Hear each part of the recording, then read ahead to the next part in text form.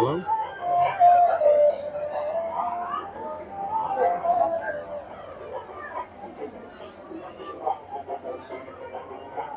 Train আসার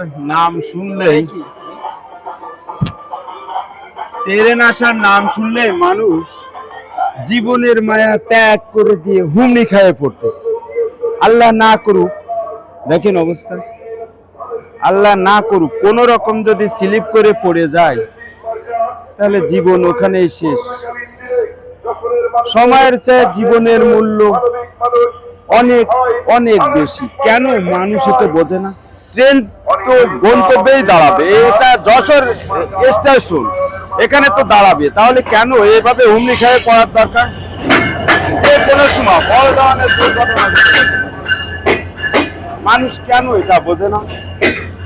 এটা বোঝার চেষ্টা করতে হবে যে এটা যশোর, এটা স্টেশন, এখানেই তো গাড়ি দাঁড়াবে, তাহলে আমি একটু ওয়েট করি।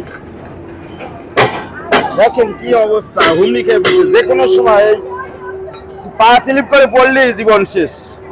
দেখেন অবস্থা, দেখেন আপনার, দেখেন পরিস্থিতিটা দেখেন।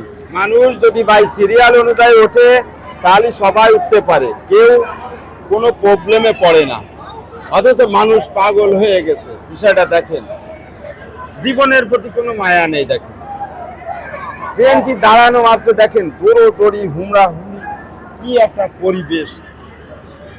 এরা কেন বোঝে না যে সময়ের চেয়ে জীবনের মূল্য অনেক বেশি? দেখেন অবস্থা, একটু উঁচু করে দেখান তো, একটু উঁচু করে দেখেন অবস্থা, দেখেন দৌড়ি হুমড়ো হুড়ি, এটা কি একটা পরিস্থিতি, কোনো কথা এটা? এদিকে একটু দেখান তো, এদিকে এদিকে একটু দেখান তো, দেখেন দৌড়ি করতেছে, কি একটা অবস্থা। জীবনের প্রতি কোনো মূল্যই দিচ্ছে না এরা।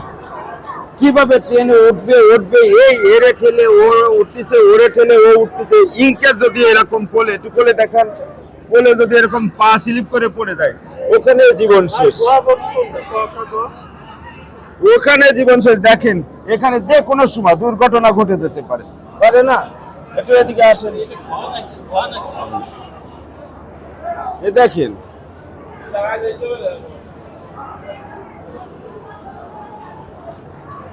এই যে কোনো সময় দেখুন, ওই যে একটু দেখুন, যে কোনো সময় বড় ধরনের দুর্ঘটনা ঘটে যেতে পারে। স্লিপ করে ঠেলা ঠেলি বাই সিরিয়াল অনুযায়ী যদি ওঠে তাহলে কোনো সমস্যা হয় না, সবাই উঠতে পারে ইনশাআল্লাহ। তা না করে যে ঠেলা ঠেলি গুতো দেখেন দেখেন দেখেন অবস্থা, পাগল হয়ে গেছে। আরে ভাই, সময়ের চেয়ে জীবনের মূল্য অনেক অনেক বেশি রে ভাই। ধন্যবাদ।